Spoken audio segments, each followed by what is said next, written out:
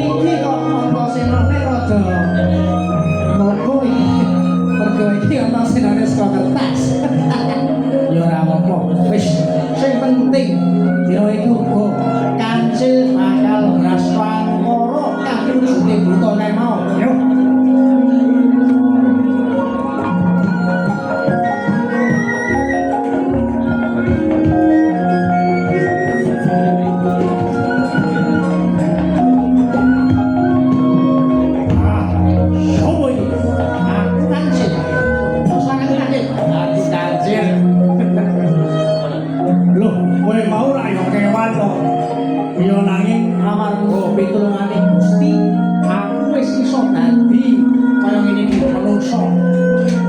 Oh ngono wis saiki ayo melu aku ora bakal kowe. Yo yen pancen ora bakal melu aku bakal tak paksa iki.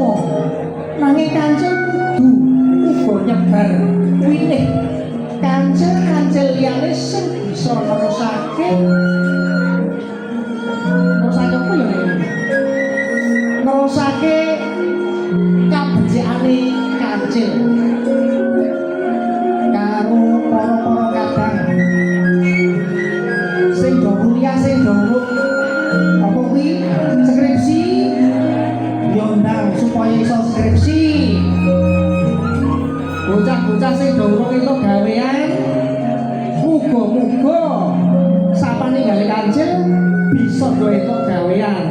Mbok menawa nyantol dadi PNS Bapak. Amin. Amin. Dalang-dalang sing durung payu mugi yo tinggale Kancil dan do payu kabeh. Amin.